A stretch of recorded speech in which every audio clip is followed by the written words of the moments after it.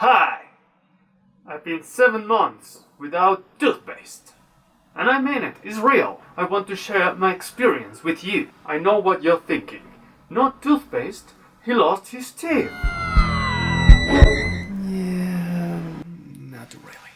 Don't worry, that's not the case. In fact, it was such a nice experience that I won't use it ever again. To be sincere, at first it was a little bit odd, and it tastes odd too. But during the course of time, I found little solutions to solve this problem and to make it really more comfortable. And of course, I'm going to share all those tips that I discover, contributing to this cause, not using this product that is bad for the environment. I'm going to give you all the tips at the end of this video.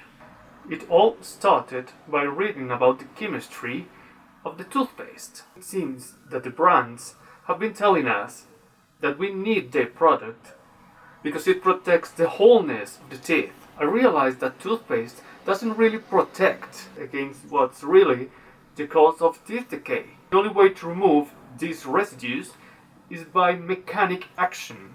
The only thing toothpaste really does is to give abrasion qualities to the toothbrush. And there are very good reasons to stop using it.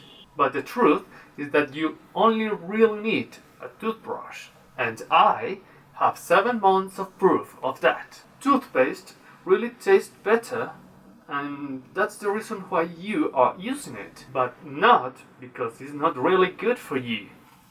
I left links if you want to search more. The problem starts by advertising and merchandising. First, you're using too much. It is necessary only 1 drop, 1 gram of toothpaste to wash the entire mouth. And people put toothpaste from side to side of the toothbrush. They just want you to use more so you can buy more. The approved measure is the size of a pea.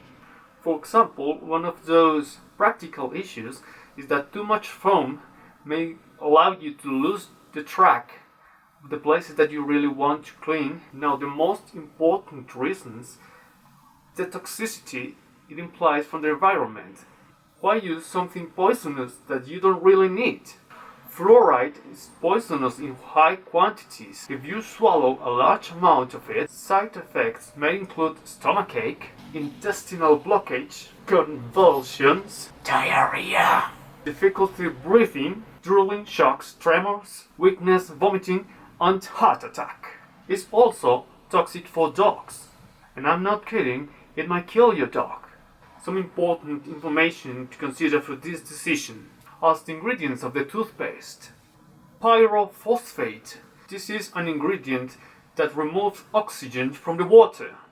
Triclosan, known to disrupt the hormones, the growth and the development of the sea creatures, marine animals and bacteria. And the last example, polyethylene glycol, or PEG, very common ingredient in some formulas of toothpaste. It is a hydrophilic polymer. Don't need to mention the problems of plastics, right? This ingredient acts as a dispersant in the toothpaste. And now, how did I do it? The only thing that you need is a toothbrush. I use plain water. I just take a big sip to avoid taste, and with my mouth full of water, I brush as usual. It works wonderful. At the end, to replace the refreshing sensation, I chew half a clove, which by the way is antibacterial, or I chew a piece of cinnamon. This is how people did it in the ancient times, by the way. But you can use mint leaves, a peppermint candy, you can be creative. Give me some ideas if you have better. Now, there's an option to replace the abrasion that offers toothpaste. I use it once a month or twice a month. You can use baking soda, coconut oil, or make your own green version of toothpaste, which is made with bentonite clay and mint essence. Or you can use plain water, just as I do. The key is to have the proper technique to brush your teeth and to do it oftenly.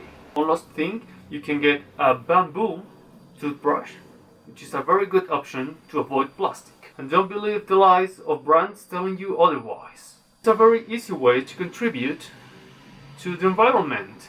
Just avoid this toxic product. Please like and subscribe.